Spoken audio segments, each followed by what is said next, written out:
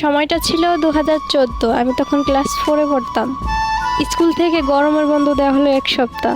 তো আমি বাসায় যেয়ে আম্মুকে বললাম, আম্মু অনেকদিন মামা বাড়ি যাই না, গরমের বন্ধ দিছে স্কুলে, তো মামাদের বাড়িতে বেড়ায় আসি। আম্মু বলল, তোমার আব্বুকে বলো।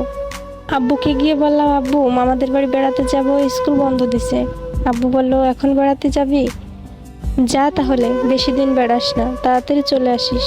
আম্মু বলল, আজ তো বৃহস্পতিবার, কাল যাস, কাল তো শুক্রবার, কাল আমি ডাক্তার কাছে যাব, ওখান থেকে ওষুধ কিনে নিয়ে তোর এগিয়ে দিয়ে আমি চলে আসব।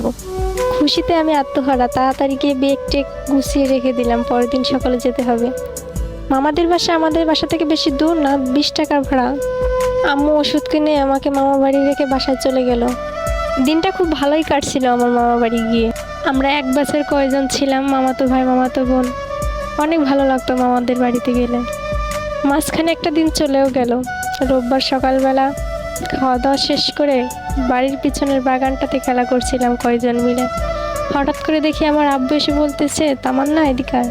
আমি বললাম, আব্বু তুমি কখন আসলা? আব্বু বলতেছে, এই তো এখন আসছি, চল বাড়ি চল। আমি বলতেছি, কেন আব্বু?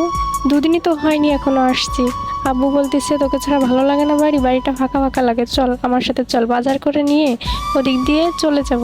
সেদিন ছিল হাটের দিন, আমাদের ওখানে হাট বসতো রবিবারে। আমিও জেদি বাচ্চা, আমি বললাম, না আমি যাব না এখন, তুমি চলে যাও, আমি কদিন থেকে তারপর যাব। আমার আব্বুর মুখটা কেমন জানি ভারী হয়ে গেল। 20 টাকা হাতে দিয়ে বলল, আচ্ছা ঠিক আছে, কিছু কিনে খাস। তাই বলে বেশিক্ষণ আর দাঁড়ালো না আব্বু, তাড়াতাড়ি বাড়ির দিকে রওনা দিল।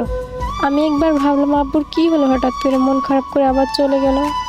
ভেবেও আর ভাবলাম না, তাড়াতাড়ি গিয়ে ওদের সাথে আবার যোগ দিলাম খেলায়। দুপুরবেলা খাওয়া দাওয়া শেষ করার পর মামার রুমে যেয়ে টিভি দেখতে লাগলাম।